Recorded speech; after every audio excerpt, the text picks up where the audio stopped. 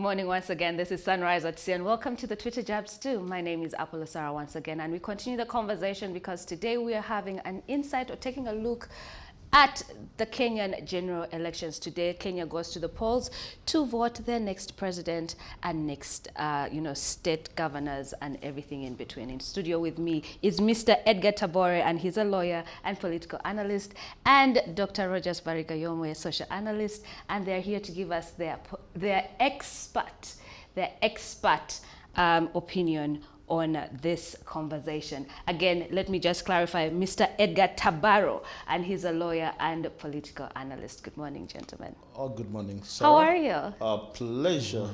Absolute pleasure being Yes, thank you so much for being here. Wow. Thank you. All right, so let's get right into the conversation. As Kenya goes to the polls, what is your comment on her electoral process? Let's start there, and then we'll work our way to the top. I'll start with you, Mr. Edgar. If anything, if what I read on social media is anything to go about, and as far as what Ugandans think of the Kenyan elections, they wish to be like Kenyans. Yes. How so? How do we wish to be like Kenyans? Because they think the electoral process is one we can take lessons from. Markedly different. That theirs has been issue driven. Yes. Yes, the ethnic undertones, but for the first time in Kenyan politics, and by the way, let me make it very clear right from the word go, that in Kenyan parlance, in Kenyan political formations, it's not abomination, it's not an abomination, abominable, to make reference to a person and their tribe. Okay. Now in Uganda, we are still, we are jittery. We scatter around that. You don't say Edgar from this tribe, Roger from that tribe. In Kenya, even in their newspapers, in the mainstream media, they refer to Ruto as Kalenjin. They refer to Raila as Luo. Then they refer to Uhuru as a Kikuyu. Now here in Uganda, and let me make it very clear to the viewers, particularly the young ones who are cosmopolitan and withdrawn from some of these formations, that we are situating the situation as it is in Kenya. So, for the first time, the ethnic undertones have been much reduced. Okay. Thanks to, in part, to Ruto. Okay. He's turned it away from the dynasties, so-called dynasties, children of the independence struggle. Yes. Raila, Mudavadi, Wakina, Uhuru. There are others, although they are not that pronounced from the coast. Yes. So Ruto has turned it into a class struggle. Not class struggle in the political science sense, that this is a revolution and the so-called lumpen proletariat, but a struggle between the haves and the have-nots. Okay. Now, mind you, Ruto is not a poor man. He made his earliest money in his 20s in 1991. Yes, and 91, 92, that's when he really made big money. But more importantly, Ruto rose to prominence, one, through political violence. In 1992, he was the underwriter of the ethnic-based political violence. At that time, him and Cyrus Jirongo were the so-called young Turks, YK 92, that is young youth for Kanu 92. Him and Cyrus Jirongo, who were youthful at that time, barely out of their 20s, caused inflation in Kenya because Kenya printed extra money. Yes. And circulated their circulation with the new notes, the 500 shillings note, which was named the Jirongo note. So for the first time, you see Ruto veering away from that and making it issue-based, making it a contest between the haves and the have-nots. Mind you, he's a very wealthy man. Yes. But he's really succeeded in branding himself that way, and I think that's incredibly admirable. The political process, almost the absence of, the violence that is associated with electoral processes in many of these African countries. Two, the logistics. Yesterday, the chairman of the Electoral Commission, Wafula Chebukati, postponed elections in some places of the country because of logistical challenges. Yes. Now here in Uganda, I don't want to make comparisons because we'll come off very bad, but you see them acting smart. You see them making every attempt to deliver a flawless process. You can never have it right 100%. True. But they're actually doing it admirably, and there are many lessons to pick from them. Yes. In fact, if we copy it and paste it, it would be a great idea If for we us. copy it and paste just it, copy and maybe edit a bit and paste. What about you, Dr. Rogers? Your thoughts? Partly agree with Councillor Tabaro. Okay. What comes out, even in the management of the electoral process, is that the electoral, the referee, the electoral commission, is really independent, and you see its independence. You see the judiciary, which will come to give the final verdict, Yes. is also in control, and also the parties Yes. they've asserted their right. But you know, also that's why I give credit to the Kenyan process. They are ahead of us. For some time they've been stable. I see that also going to play here after only President Museveni. That will come. Those processes will be there. But right now, you find like our electoral process, whereby the electoral commission is jittery. I mean, it's not in control. And you know that the influence of the strong man.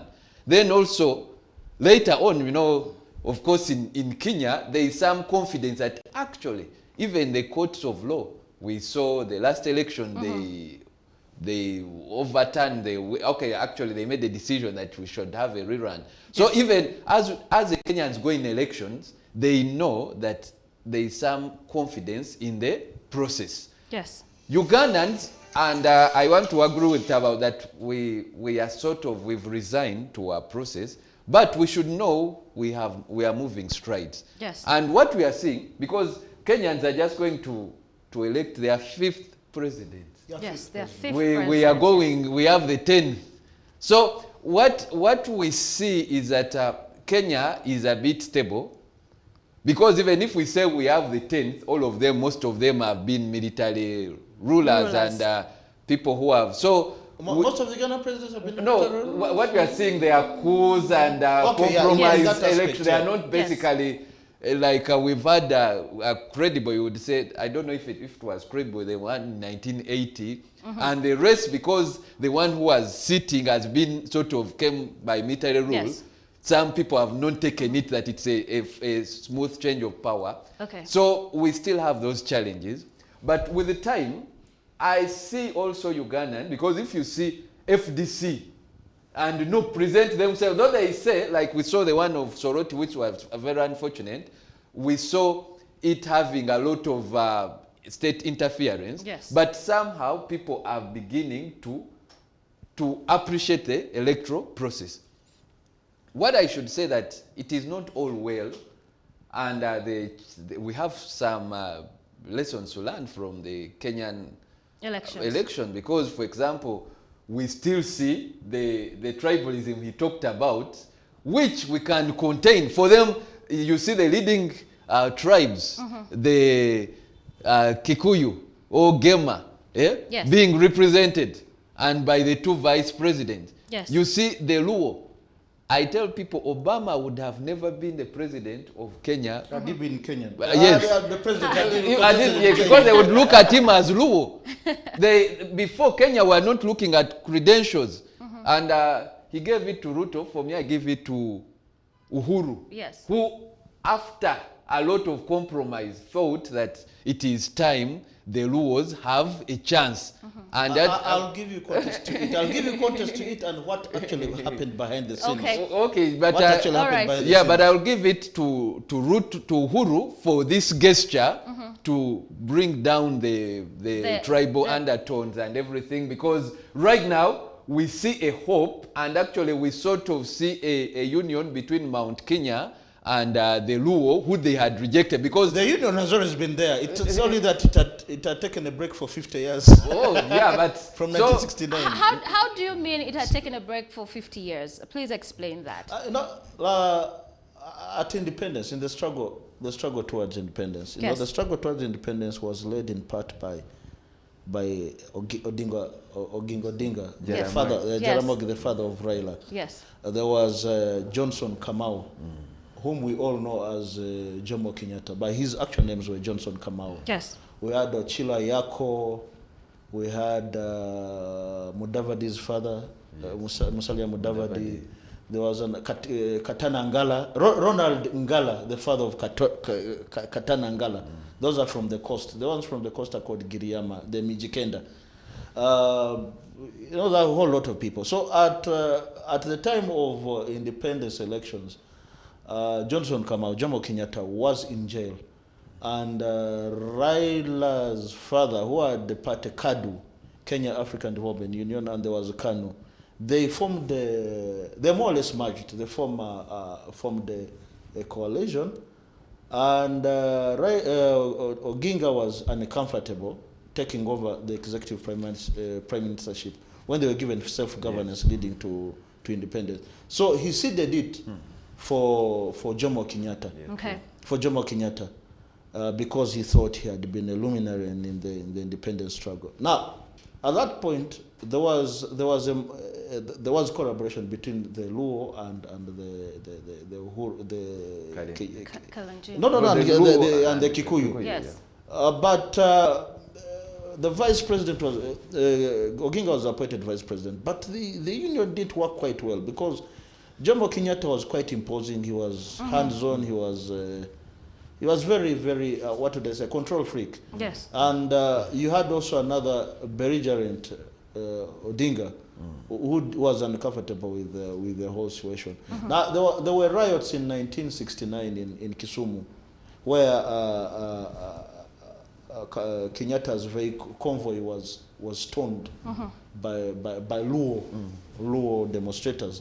He got out of the vehicle and with his revolver and a few put out a few out of action. Yes. I mean, I don't want to say exactly what happened. Yes. So at that point, there was a fallout between the Luos and the Kikuyus. Yes. Now, after the last elections in these last elections, yes, 2017, yes, Raila organized an own swearing in. Yes, it did. Yes, and almost 1 million people turned up.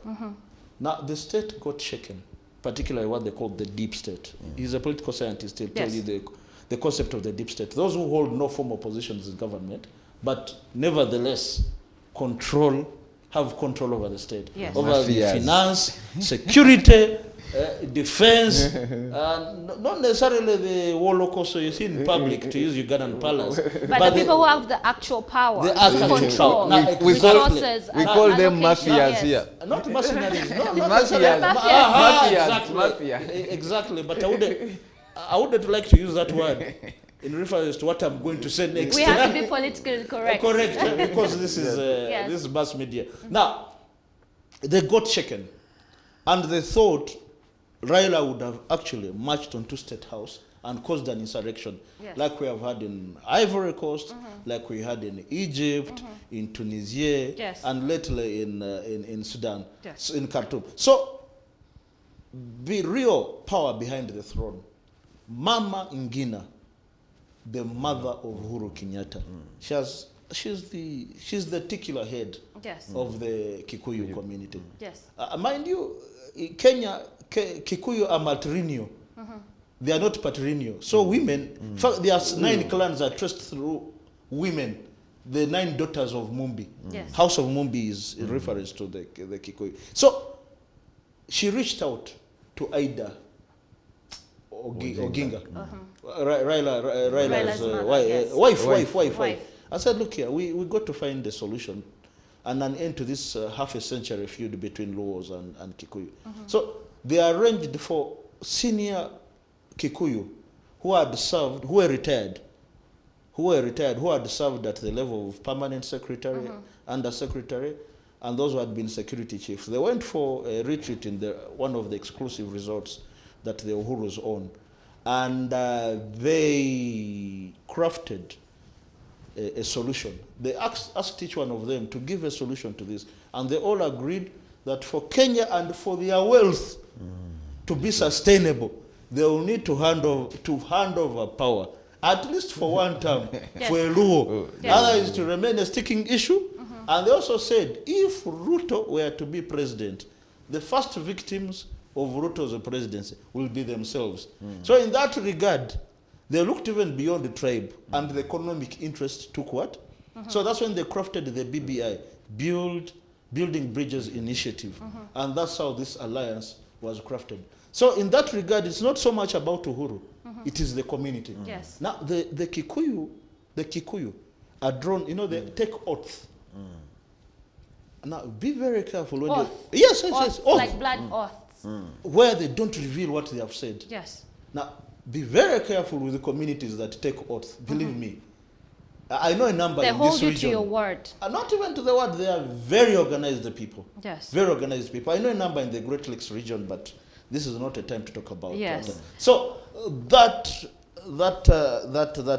alliance you're seeing has a background. It just didn't happen like through it. And I would like to make it very clear that at the end of the day, even here in Uganda, it is always economic interests. Okay. Now, the moment you give reassurances, even to the deep state in Uganda, yes, that some people add ill-gotten wealth.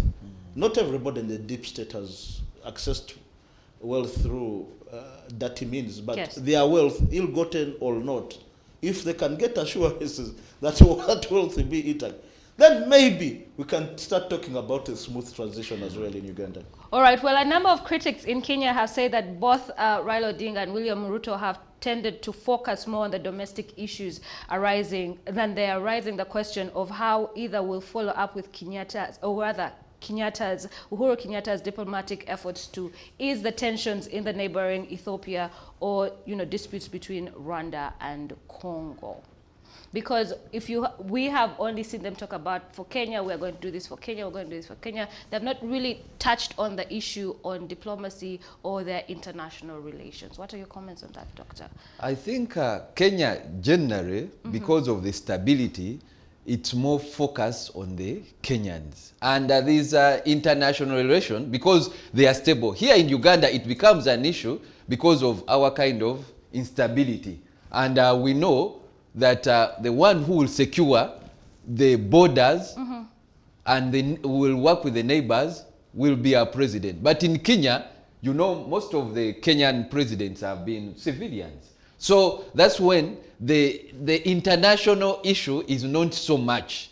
But also, again, we have to study the Kenyan community. Of course, they have part of Somalis. Yes. I saw the grouping is about the 5th biggest. Yes. And also the fact that they are the leading economy in East Africa, issues of basically being leaders and that positions, of course, Raila as let's say the elderly statesman. Raila is about 70, he's 77, and you see Ruto is about 55. So in positioning as a regional leader, Raila comes out as a statesman. You see here in Africa, like he said, it's you talk about women in Kenya, but also you talk about the age status. So when you see the status of Raila Odinga, him having contested and lost 4 previous elections, but having been instrumental from the times of Moi. Yes. Actually, there is a time, Moi, and that's one good lesson we should borrow. Moi stated it that Raila, if he continues persisting, though he was his biggest critic, he's like, he would make it. And I also want to agree that Moi had he had game to play because he helped. They say he whispered something before he departed to his sons and his community, the Karenjin, that really they have to give a chance to the Luo. And like I agree with my brother, because of the stability of Kenya, and also the stability of the economies of the ruling dynasty, like he told about, because for them, since they've been stable, if you go to Nairobi, you see the wealth of, like, these are politicians, they are politician families. Raila is a safe pair of hands. He has been tested and proven. he spent 8.5 years under solitary confinement. Solitary confinement, as in imprisonment, restraint. Solitary confinement can do a lot to a man's mind. And a person who emerges that strong, believe me, he has emotional stability, and he emerged less belligerent, and actually made a pact with Moi. They worked together. He was a minister for energy in Moi's government. Yeah. Even with, even he's talking. And actually, Secretary General of Kanu. Secretary General of Kanu at Kasarani, that's why he was voted. They kicked out, what was it, John Kamotho. Yes. Kamotho. So are you saying that Raila Odinga is the better contender here, is the better president? Is a better presidential candidate? It's not Is that what you're saying? It sounds like what you're saying. But believe me, Yes. he is a safe pair of hands. He's less belligerent, he's a businessman, and he's a leader. Now, if you listen to Ruto, Ruto's rise is founded and grounded in violence. He's a master of violence. And his indictment for the ICC was upon some cogent evidence of his involvement in violence, political violence, ethnically based violence. Yeah, and he's talking about Raila is sort of a Nelson Mandela. You know, after going through those, because actually Raila's family had a wrath from the government, state powers. But the fact that he has taken it in and is like, he's willing to give way and to that's a big lesson Ugandan politicians. In 2002, just like his father did in 1962 for Johnson for Kenyatta. Yes. He ceded for Kibaki Tosha. Kibaki is enough for us. He could have rattled things. And mind you, he was just driving by the political rally where NAC was being formed. Yes. Detoured, went on the podium, grabbed the microphone and said, Kibaki Tosha. Believe me. And that 2002 was one of the most peaceful elections. East Africa hasn't got a mature politician like Odinga. Really? And yet Ruto has his time. I believe his character, he's also toning down. But you know, when hustlers, Yes. And that's why I tell Uganda we should be aware of this kind of sometimes ghetto politics coming in. You know, it's sort of a desperation which wants to get power with all means. But, you know, you have to know that even power has a level of responsibility. Yes. And restraint. Restraint. Yeah. What you say matters, your body language. And also reaching out to your adversaries. Yes. Belligerence can never build stability. Never. And that's why they are worried of Ruto. Had Ruto been less belligerent, maybe, just maybe. But, well, I'll make my conclusions at the end of the show. All right. Well, there have been many similarities and comparisons between Raila Odinga and Dr. Kanu Kizza Besigye. Do you see any similarities between the two? Do you see any? Sarah. Because, I mean, I'm asking questions. I'm Sarah. asking questions that the people on Twitter want to know about, because we're here to give a complete insight and trying to compare Kenyan politics and Ugandan politics. If I go first, Ugandans are very nervous about the elections, and I'm going to be asking about that. Is that going to affect our imports and exports in case there are any eventualities? The similarity is that both of them have persisted as oppositional leaders. Okay. But if we are to, I also say Kizza Besigye is toning down. But you see, for him, he's still more militant. Odinga did it politically, but remember, Odinga was representing disgruntled, especially ethnic groups like Luo. So for some time, he had to take that kind of position. But I believe, in a way, as an oppositional leader, yes, he had to bring out characters similar to what we see in Kizza Besigye. Yes. Both of them, by the way, one thing virtual also I should say, Kizza Besigye is also, I mean, he has gone through a lot. I think right now he has surpassed many politicians, the biggest political prisoner. So he told you that Raila also had all those years, 8 years. Yes. And in prison and a political revolution. Yet, both of them have been privileged. Odinga family has a lot of wealth. Yes. For him, I mean, just like we know Uhuru was brought forcefully by Moi out of a comfortable life. He contested in 1992 for Gatundu South and lost very miserably. Yes. He was actually propelled to stardom by, by Moi. So, Okay. but Odinga, with all their wealth, both of them, even I say Kizza Besigye has some wealth too. No, Kizza Besigye inherited an estate that he ran very well. Yes. He was letters of association for the father. The father was a successful businessman. Yeah, so for them, both credit that they are not in politics to get money. That one I would tell you. They are Pan-Africanists, nationalists. So that is the kind of similarities I would give. The differences you can give more. Well. The politics of Besigye and Raila are markedly different. Very different. More than they are similar? No, I wouldn't say there are any similarities. Besigye is answering to the challenges of his time. He went to the bush, fought, took those risks.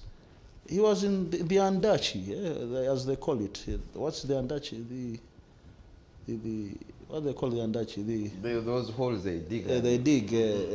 So the challenges are very different. Besigye is facing a very, not an easy opponent, a general.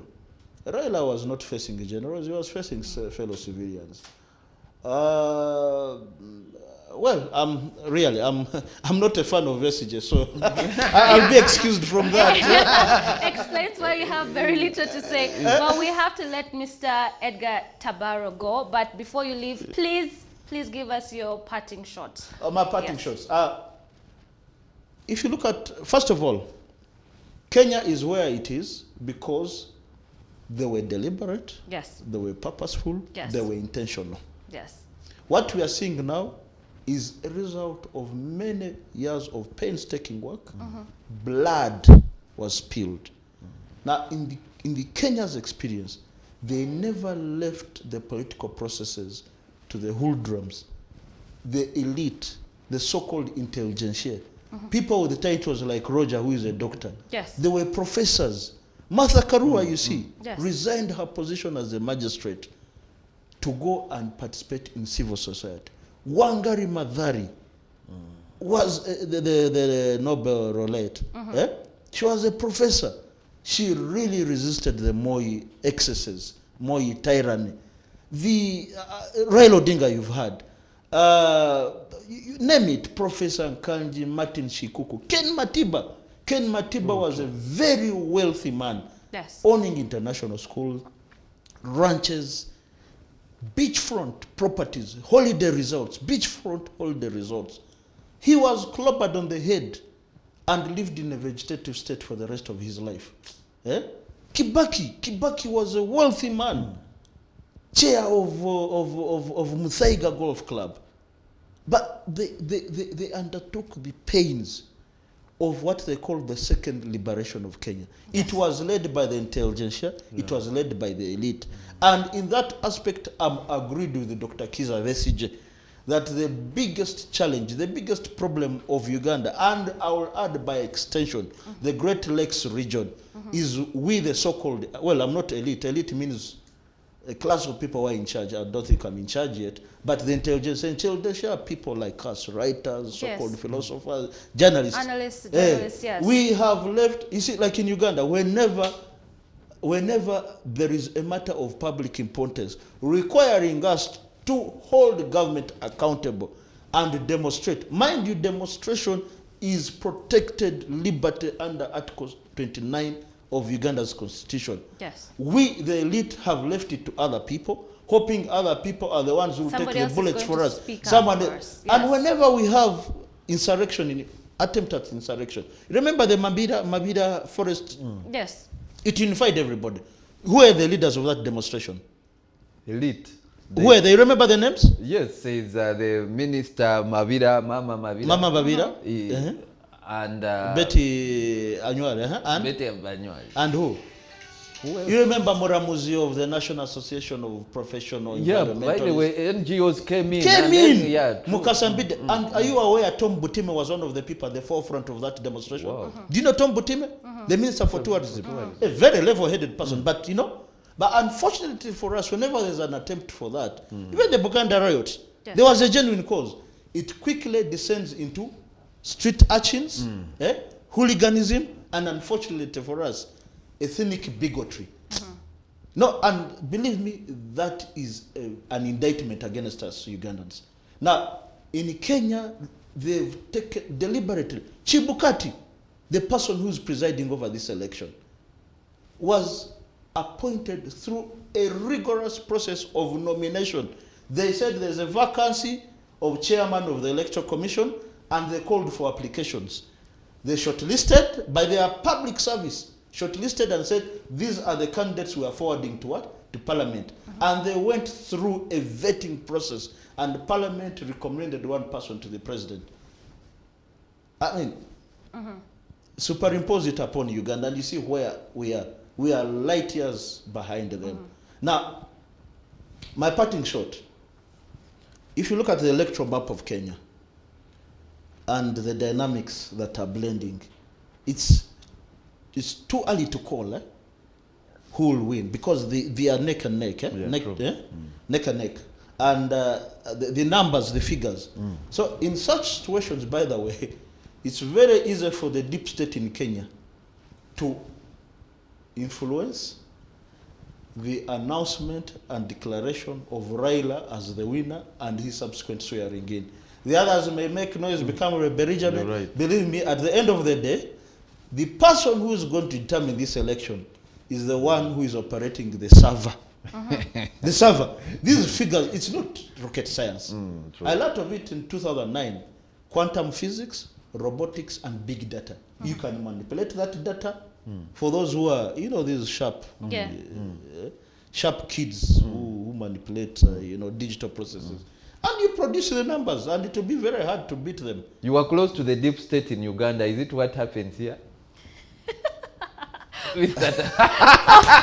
For my last question before you go, Mr. Tabara, I would like to ask you, a lot of Ugandans are concerned that there might be any eventualities in regard to these general elections, and there's fear for any election violence. Do you think that it will disrupt or affect us, Uganda, directly? We have an alternative route to the sea. That is through Tanzania. Believe me, Dar es Salaam is a much more efficient port than Mombasa, but it's much further. However, Tanzanians have not been sleeping. Magufuli, when it came to delivering, his democratic credentials very lacking, but when it came to delivering infrastructure, there is a standard gauge railway that comes from Dar es Salaam and terminates at Mwanza. Yes. Now, with a fast-moving train, trains move more, more volumes of goods, more volumes of goods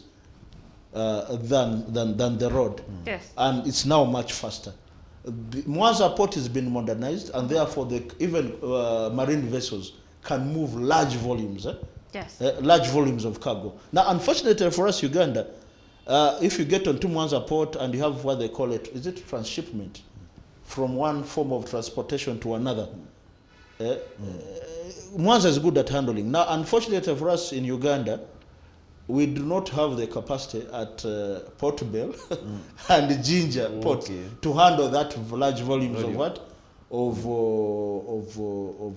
cargo. And even the rail connecting Port Bell or Ginger to Kampala and Port Bell to Kampala needs major overhaul and rehabilitation. So, well, somehow we are sleeping, but the Tanzanians were awake, so we'd still have access to the coast. However, after the 2007-2008 debacle, I believe Kenyans have picked lessons, and they have preparedness. And what I've learned from interaction with the deep state there, they are prepared for any eventuality. But the Ugandans seem not to be prepared. They are. As in the citizenship. There's The most of citizenship, us. yeah. No, But you the asked security me about the deep state. and you recklessly declared that I'm a member of the deep state, which I'm not. I'm clients in the deep state, and I do business with the deep state. So you want to clear the air and make it clear that... I'm an ordinary citizen of the Republic of Uganda plying his trade Yes. between in the region. But I'm prodding you. You said that you're challenging the elite class, which you belong to, that we should come. No, up. I'm not elite. Elite are those ones who are in control, people like you. You're in control, Tavaru. So we should come up, and that's what I always, that the lesson is we should come up and take control of the affairs of our country. I've got to run, but let me tell you, let me just say this in finality. Yes. A system is only as good as it checks and balances. As it were in Uganda, we have an absolute system. Thank you very much. All right. Thank you so much, Mr. Edgar Tavaro. Thank you so much for joining us on the show. Thank you so much for your insight. It was very insightful. It's been a pleasure, and I look forward to coming again. Absolutely, yes. Thank you, sir. Great vibes here. I feel, I mean, my week is now done. All right. Thanks, yes. Team Party. All right. Thank you so much. Cheers, I've got to and run. have a great day. Have a great day. All right. Well, the conversation continues with Dr. Rogers Barigayomwe. Yes, doctor. Let's continue this conversation. And I would like you to answer the same question that I gave to Mr. Edgar. And the question is, should Uganda be concerned? Should we worry about any eventualities? Definitely we should, because the mindset of Ugandans, and I would say you that let people stock food, because that fact is Kenya is our biggest trade partner. And the mindset of most of our businessmen, even as Council Tabaru gave us that we have a good alternative in Tanzania, is still that for them they have a mindset of Maraba. Very few Ugandans have it in mind that we could get goods across Mwanza. And you know, moving through even the lake and everything, sea is not in their mindset, and they are not. So I would tell Ugandans to stock food, especially food stuff. Unfortunately, we are in a hard situation where most of us live from pocket to mouth, like basically there are no savings. But the prices, there is going to be a price shock in the near days. There is going to be a bit of fuel shock where fuel is going to go a bit high. Yes. Then, because some of these communities are across border, because these are Luya people who even some you call Bagisu in Basamia, they have families across. So, you know, I'll give you an example of the Wori family, which part of the family is across in the Kenya party is in Uganda. So we have these communities who have their relatives in Kenya. And when, in case of any tension, because we are likely, there is a possibility that there could be a rerun. Okay. Remember, these candidates are very close. In case of some tension in Kenya, it happened in 2007, yes, whereby these communities are likely to come. Many of them, actually beginning with tonight, they are going to sleep in Uganda. True. And so even the other one, when the tension increases in Kenya, many will cross over. Because in 2007, 1,000 died. But Uganda got about 500,000 people cross over. And some of them actually are just here in Chidiandongo. There are camps which were created for them. Yes. So there is a possibility of all those things. Yes. And I want to also employ our sleepy Minister of Disaster Preparedness. It's always sleepy on his job, that wake up and expect some, you plan for refugees. Yes. Have some contingency. This is good planning. Yes. I wouldn't tell Ugandans, I would tell you all Ugandans to be awake in this period, to have some ngano, some ugali in you have to store, because when Kenya coughs, what do we do? We catch a cold. Well, the RDC of Tororo, that is Mr. Nixon Owole, did say that they have established some centers and gazetted some primary schools around the area in Malaba in case of any eventualities. And also Mr. Fred Enanga, that is the police spokesperson, during a press briefing with the journalists, he did say that the Uganda security forces alongside the Uganda police and UPDF have been deployed, and there's more deployment that has been put along the border, the Kenya-Uganda borders, and they're prepared and they're looking out and closely monitoring the elections. In case of any eventualities, they'll be in the nick of time to, you know, save those that are in need of it, or rather, you know, curb or calm down the tensions. Well, that is what he said. Well, I would like to ask you now, when Mr. Uhuru Kenyatta did officially and come out to back Mr. Raila Odinga, what did that speak? What did that say, you know, about the politics in Kenya? Yeah, it first of all showed maturity. I would say in a way he was paying back a long debt which the Kenyatta family had against the Odinga family. Yes. Because, you know, Odinga's father was sort of the kingmaker. And so when he paid back the debt, but it showed the maturity. The debt is what? To support him? No, the Odinga is the one who gave way for Uhuru. the senior Kenyatta, not his father. Yes. Being president, the first president of independent Kenya.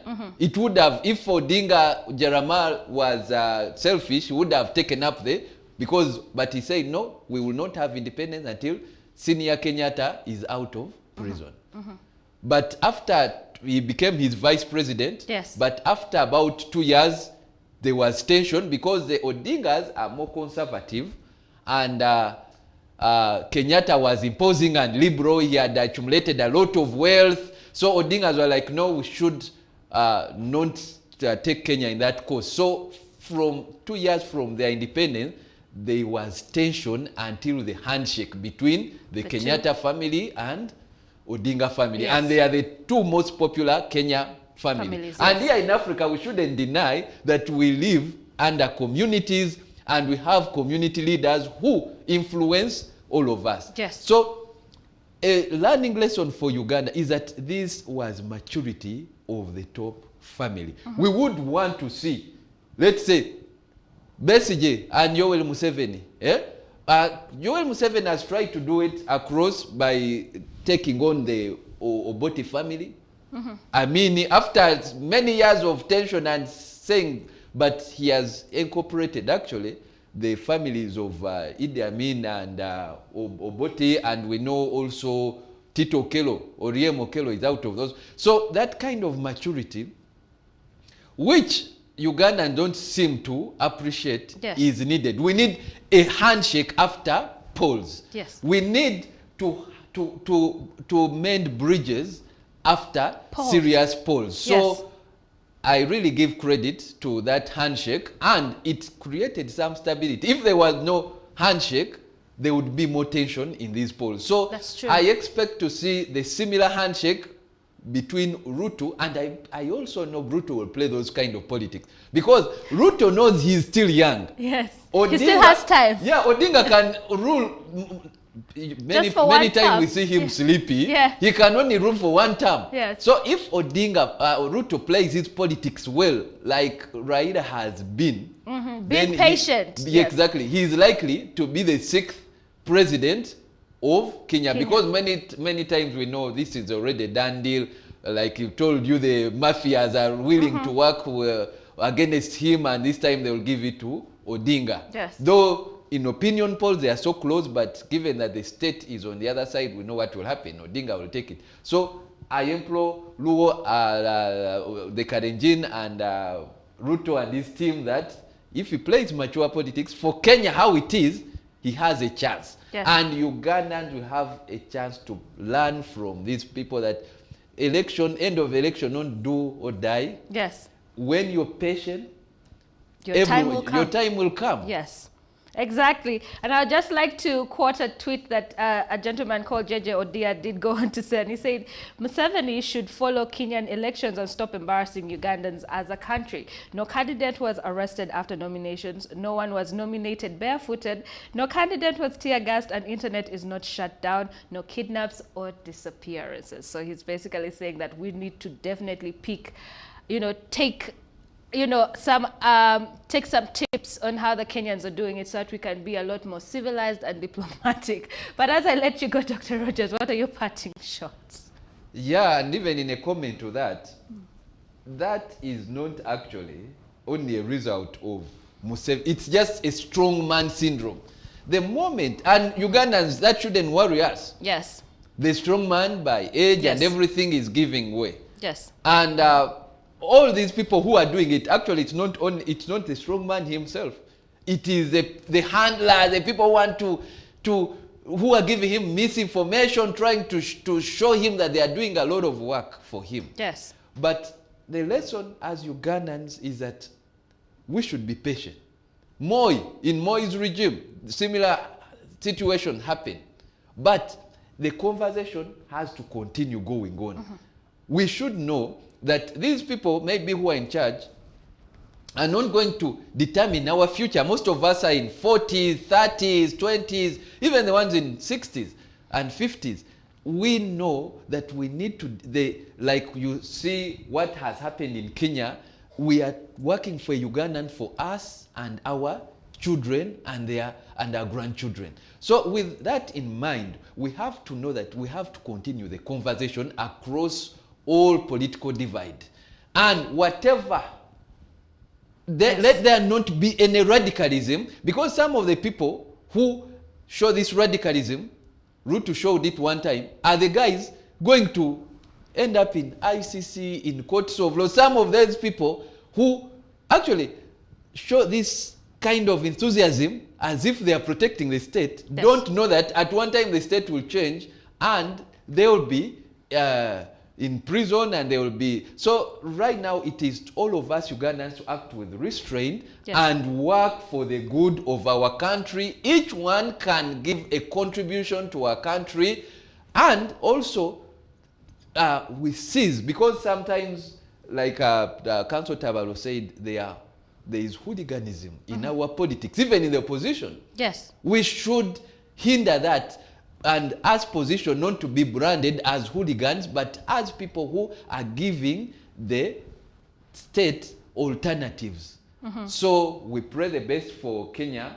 Like I told you, I predict Odinga win, but you predict Odinga will win. Yeah, but I reach out to whoever loses that they should build bridges. All right. So before I let you go, one more question. The internet was not shut down in Kenya, and a lot of people are thinking, or rather critics are saying, that it exposes the Kenyans to possible violence, and that could actually help the violence even spread faster. Do you think leaving the internet on was a good idea? Yeah, Kenya has actually acted transparent. Even when they elect their Chief Justice, the chairman of the Electoral Commission, they show transparency. And in any case, they don't need to shut down the internet. That is sort of a spirit of fear, and shutting down shows that the people who are shutting down the internet are trying to do some kind of funny tricks. What happens actually also in Kenya, there are places, I saw about 1,000 polling stations where there is not going to be presence of internet. And they are using Wi-Fi enabled kind of modems. So what happens is that there is no need to shut down the internet. And that's a big lesson to pick as Uganda. Here the security, and one other thing I also saw, the police is highly in control of the electoral process. Yes. It is not the army. Because this is not about a coup. It is Kenyans taking part in decision making. So what we need to also learn, that we shouldn't turn down the internet. Then the military should not be in charge of the process. Yes. So those are good lessons from Kenya to Uganda, to the electoral officers who are in these offices, to know that actually these electoral officers, I challenge them there, most of them are in their early 40s, and they need to get lessons to learn. They are not going to serve only President Museveni. They are going to serve other regimes. So yes, that is a sign of maturity, of living on the internet, and having the whole process transparent. Yes, exactly.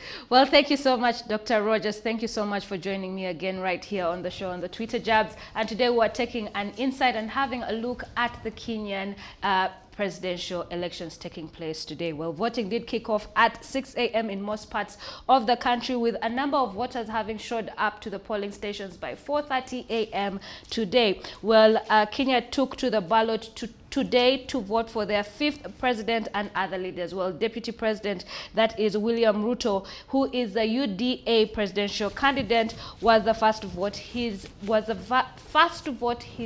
Cast his vote, I beg your pardon, at Kosasia Primary School polling station in Tobo constituency, and also his and that is Martha Karua, and that is the Azimoi La Umoja deputy presidential candidate, also arrived at Mugumo Primary School polling station to cast her vote, and that was some minutes after 6 a.m. Well, it is also said that according to the electoral agency that 22 million, and that is 120,458 Kenyans are expected to vote at 46,233 polling stations across the country, and they say that about 11.25 million of the voters are men, while 10.87 million voters are women, and they also say that 8.8 million are youth, while 4.2 million are people living with disabilities. They also got to say that voters in the diaspora are 10,444, while there are 7,483 who are prisoners who are set to vote. So let's hope this goes well, and we look forward to see who will be the next president of Kenya. Well, CTV will be following this story very closely, so please stay tuned and watch the news updates later on in the day to give you, or rather keep you updated on how the electoral process is going on in Kenya. Well, that's all I had for you on the Twitter Jabs, but keep watching Sunrise at Sea.